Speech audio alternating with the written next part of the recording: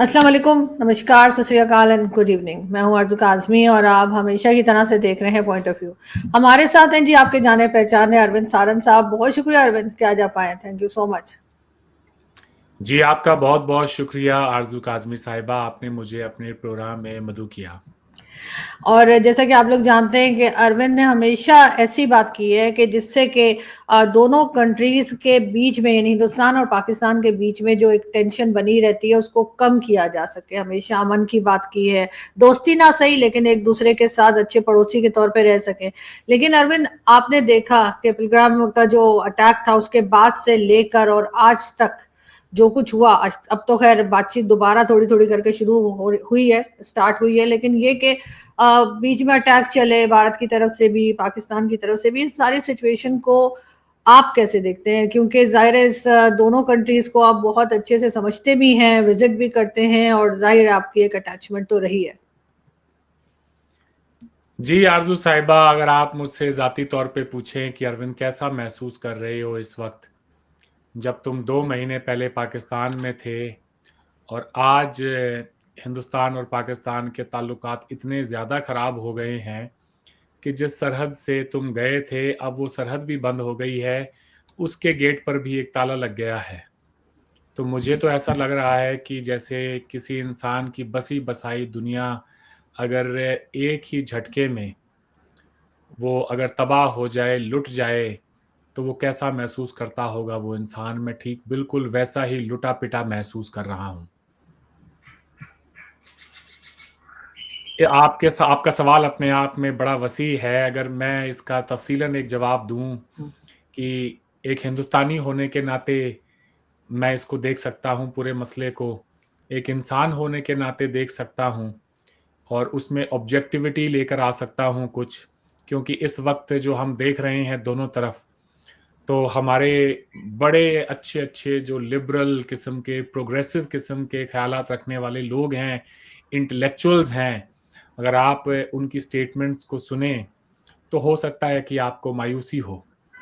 लोग कहेंगे कि भाई शशि थरूर तुम तो ऐसे ना थे, अरुंधति रॉय तुम तो ऐसी ना थी, रवीश कुमार तुम तो ऐसे ना थे, ये तुम कैसे हो गए आज अचानक? इस तरह के जो मेरे दोस्त हैं पाकिस्तान से वो बातें कर रहे हैं। ठीक वहीं हिंदुस्तान के अंदर भी ऐसे बड़े लोग हैं जो ये कह रहे हैं कि पाकिस्तान का जो लिबरल प्रोग्रेसिव ख़यालात का जो तबके रखने वा जो वहाँ पे लोग हैं, जो तबका है वो कितना एंटी इंडिया हो गया है।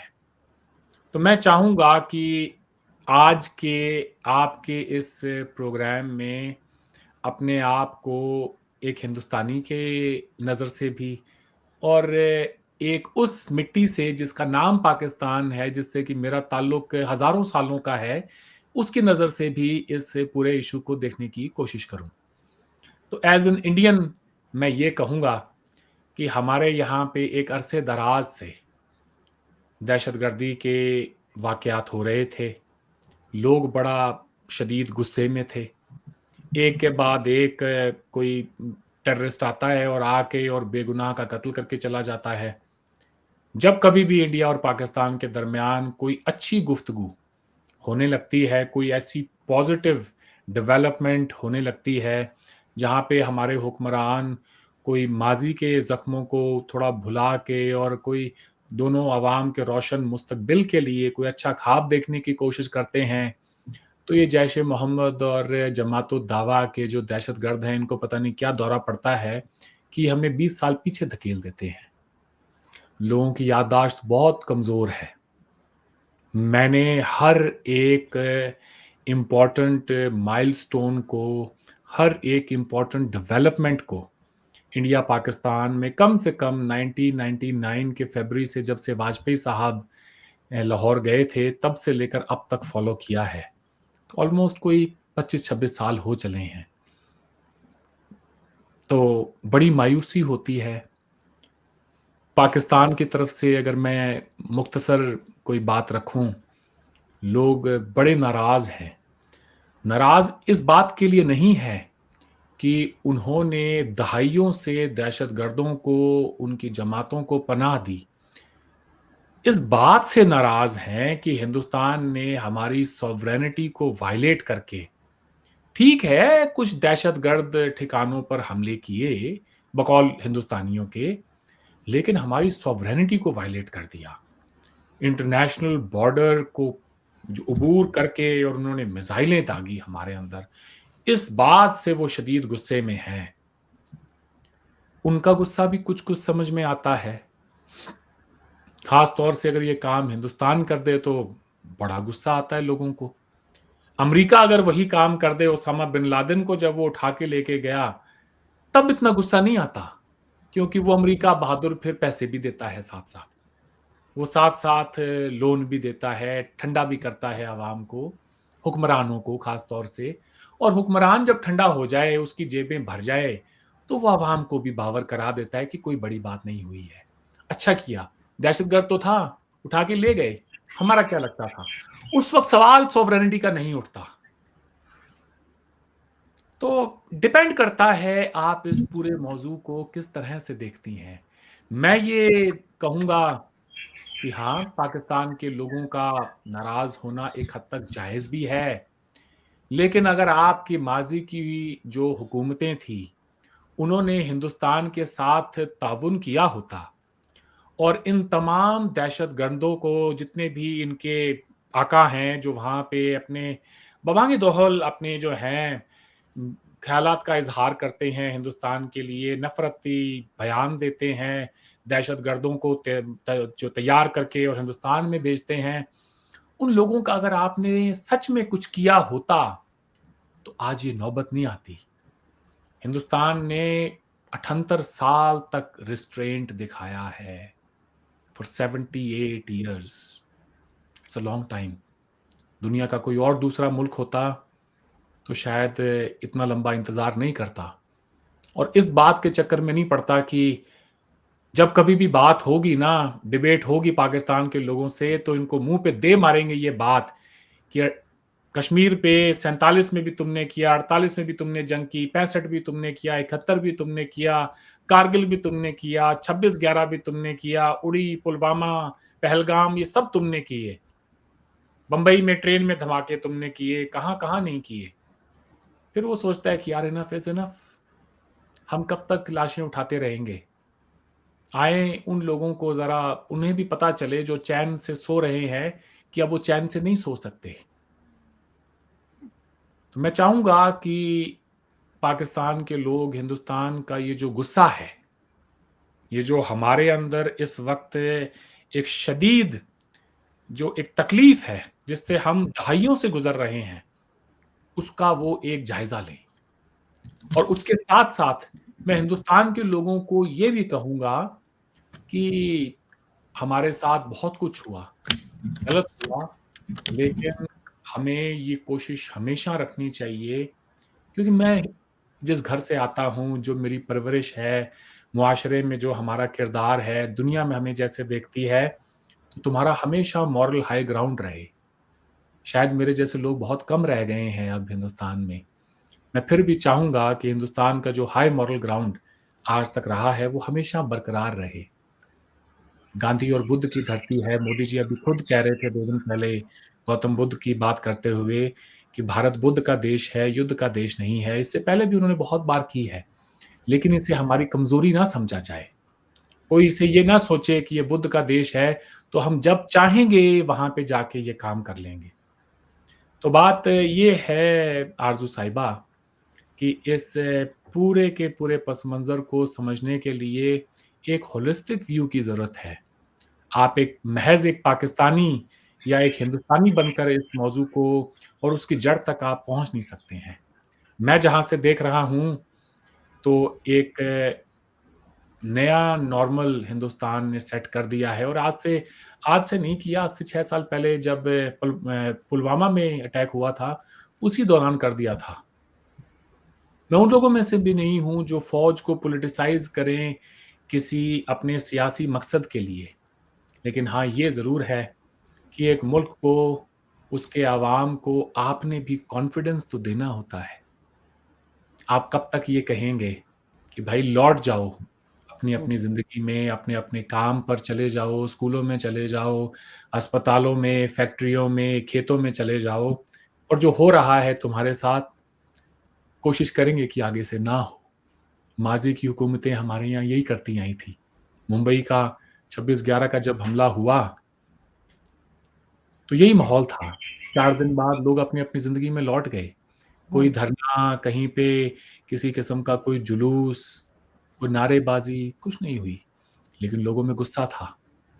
देखें जी, जो सियासतदान होता है, वो जो बिल्कुल सोसाइटी का लोएस्ट डिनोमिनेटर होता है, उसके अंदर जो गुस्सा होता है, वो उसको एक्सप्लॉइट करता है। पॉलिटिशियंस जो होते हैं, वो thinking members of the society को ख़्याल में रख के फिर अपनी सियासत नहीं करते। वो सोसाइटी के सबसे निचले तबके से अपनी सियासत शुरू करते हैं। बहुत ही सादा ज़बान में अपनी बात आम लोगों के दिलों तक पहुँचाते हैं। इसीलिए हम हमारे यहाँ पॉलिटिकल रैलीज़ में सीधे-सादे मज़हबी नारों को लगाते हुए सियासतदानों को देखते हैं। तो ऑल इन ऑल एक बड़ी ही दुःख और तकलीफ़ की कैफ़ियत है इस वक़्त, और मैं कभी नहीं चाहूँगा कि इस तरह के वाक़यात हों, ना ही कोई बेगुनाह सयाह जो घूमने गए हों, उनका कोई इस तरह से कत्ल करे, ना ही मैं ये चाहूँगा कि किसी जंग के बदले में बेगुनाह मारे जाएँ। जंग बिल्कुल। तो चंद रोज़ होती है, हुँ। ज़िंदगी बरसों तक रोती है आरज़ू साहिबा।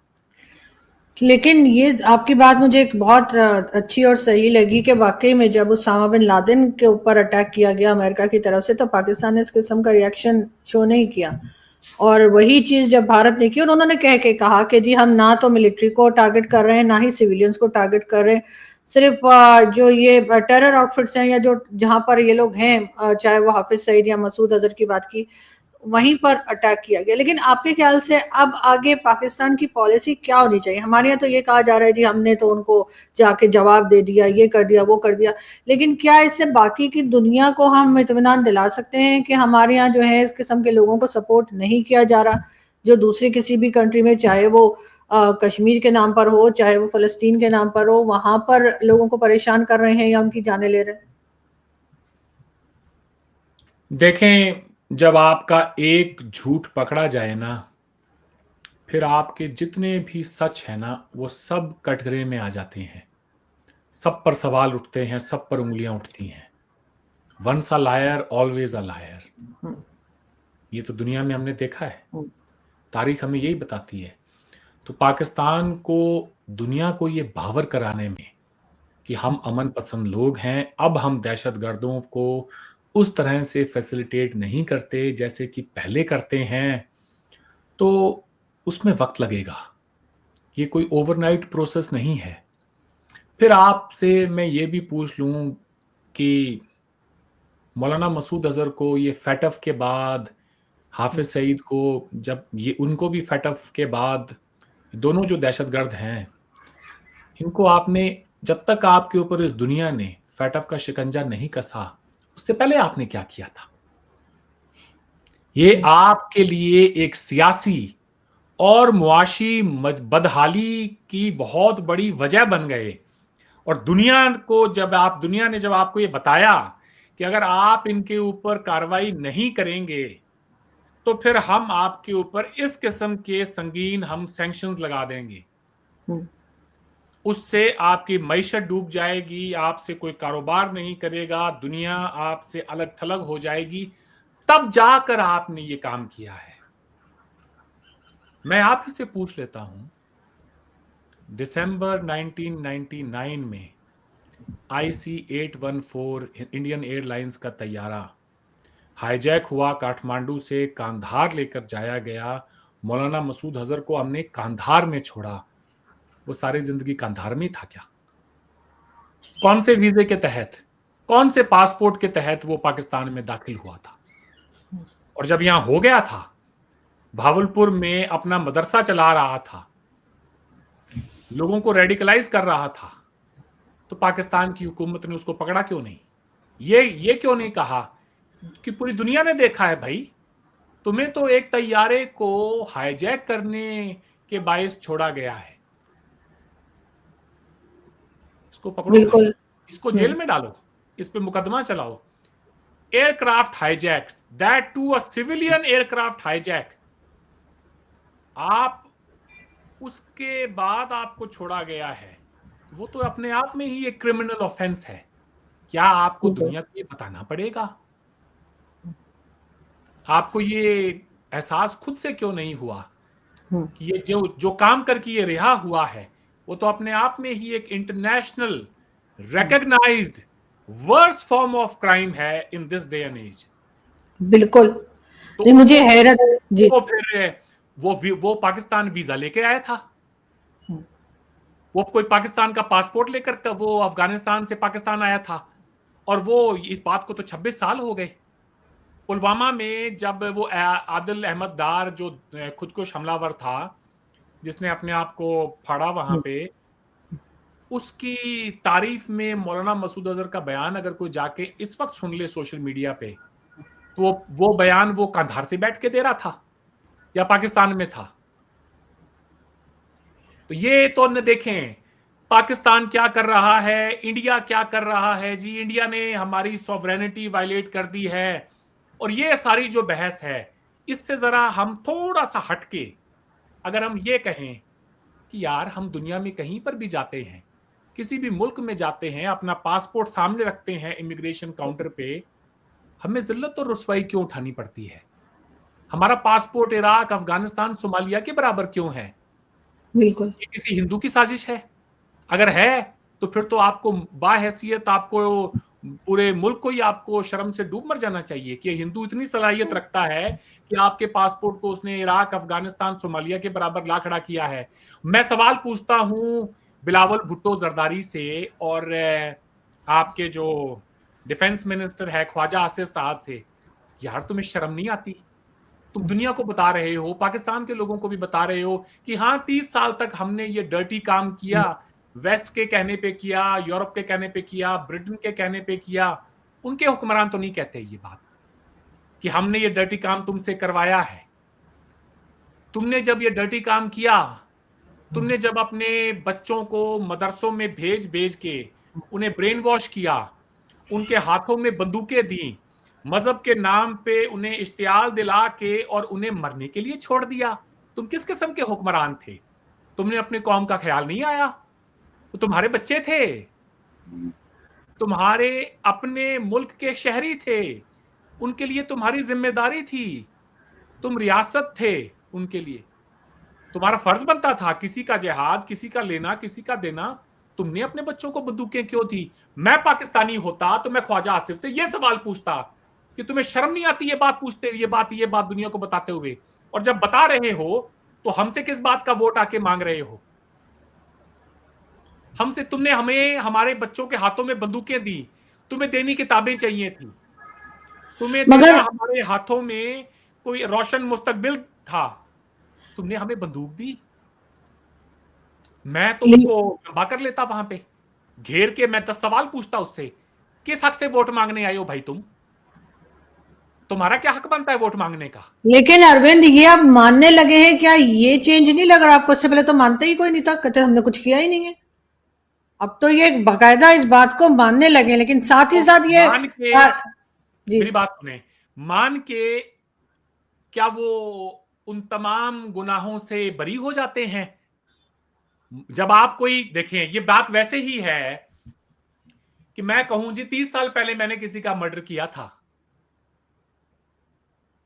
पुरानी बात होगी, उस वक्त करते थे हम मर्डर, 30 साल पहले किया था जी मैंने किसी का मर्डर।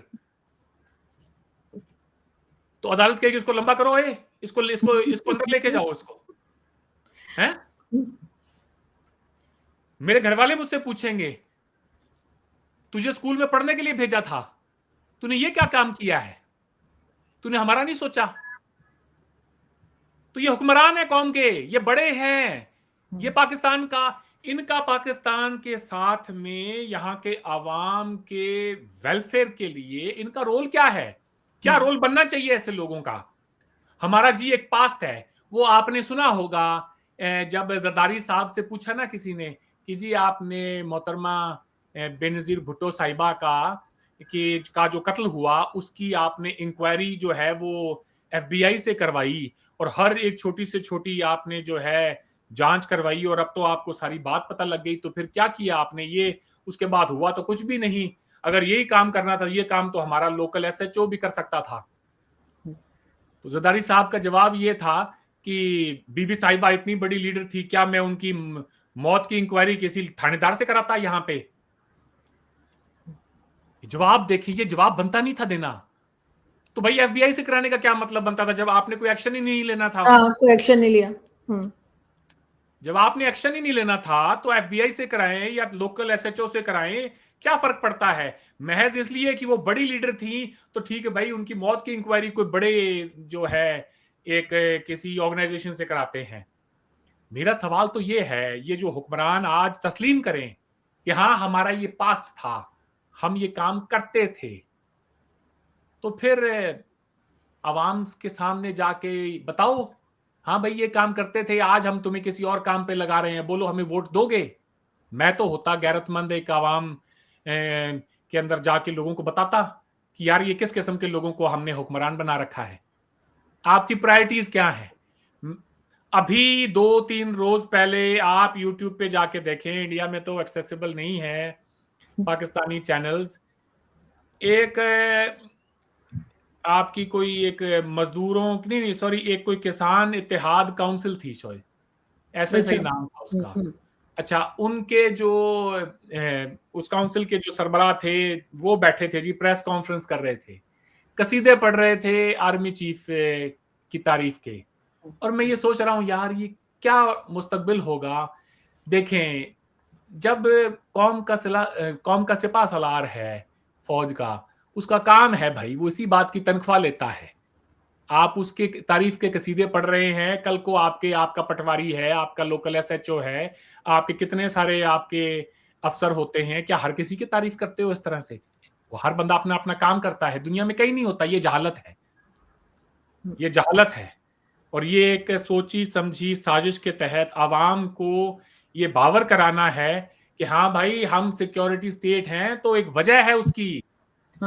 ये वो वजह है जो उस तरफ जो हिंदू बैठा है, कोई बता दे, 4 सवाल पूछ ले कि वो हिंदू आज से पहले 78 सालों में तो नहीं आया इधर, आज ही क्यों आया है? आज ही वो परेशान होके इस तरफ क्यों आया है? वो इसलिए आया है क्योंकि तुमने उसको मजबूर कर दिया है। तुमने मार मार के उस हिंदू को, उसके लोगों को, तुमने उसे कहा है कि तुम आओ भाई, तुम आओ, ये जंग लड़ो।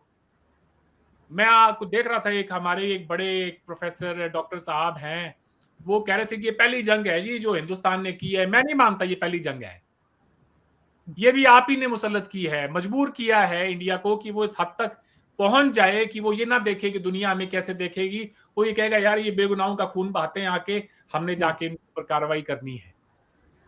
इससे क्या होगा? इससे होगा ये कि फिर हमारा जो थ्रेशहोल्ड है, सब्र का हमारा जो पैमाना है, वो इतना कमजोर हो जाएगा, इतना डीप मिसट्रस्ट हमारे अंदर हो जाएगा कि हम मुसलसल खौफ के साए में रहेंगे कि रात को सो रहे हैं, मुमकिन है हमारे ऊपर कोई मिसाइल आके गिर जाए। एक आम बंदा भी, हमारे पास तो बहाना था कि हम जी इन्हें ये टारगेट है, हमारे मिलिटेंट हेडक्वार्टर्स है, हमारी तरफ तो वो भी नहीं है, आप किसको निशाना बनाते? जाहिर सी बात है, या तो आपने फौजियों को बनाना है या आम शहरियों को बनाना है। बिल्कुल, ये बात है जी। लेकिन खैर ये बात जो आपने कही कि आम आदमी के जहन में भी आजकल यही है कि कहीं ऐसा ना हो कि रात को सोए और आधी रात को मिसाइल आ जाए, तो बिल्कुल ऐसा ही चल रहा है। लेकिन अनफॉर्चुनेटली इधर तक पहुंचाने में हमारा बहुत एक रोल रहा है। अगर हम पहले ही जिसे कहते हैं मुंबई अटैक के टाइम पर ही हमने कोई एक्शन ले लिया होता, हम तो अभी भी मना कर देते हैं जी अजमलकत साहब से हमारा कोई रिश्ता नहीं है, लेकिन बहरहाल वो तमाम चीजें लोग समझ चुके हैं। और आजकल के ज़माने में आप जानते हैं कि सोशल मीडिया का दौर है, आप किसी चीज़ को छुपा नहीं सकते। तो यकीनन पाकिस्तान को इस तरफ सोचना होगा और बार-बार, वरना इस किस्म की चीज़ें हमारे ऊपर, तो ईरान ने भी अटैक किया था, आपको याद होगा अरविंद, कुछ टाइम पहले, और ईरान ने भी यही कहा था कि ये जो टेरर आउटफिट्स है उनके ऊपर अटैक किया था ईरान ने। तो वहाँ तो हमने ये वाला जोश और ये वाला जज़्बा नहीं दिखाया जो हमने भारत के टाइम दिखाया। तो यकीनन कहीं न कहीं हमें खुद भी नुकसान हो रहा है इसका, और इस तरफ ज़रूर देखना चाहिए। बहुत शुक्रिया कि आज आपने जॉइन किया। Thank you so much. Thank you. Thank you आरजू साहिबा। Thank you. Thank you.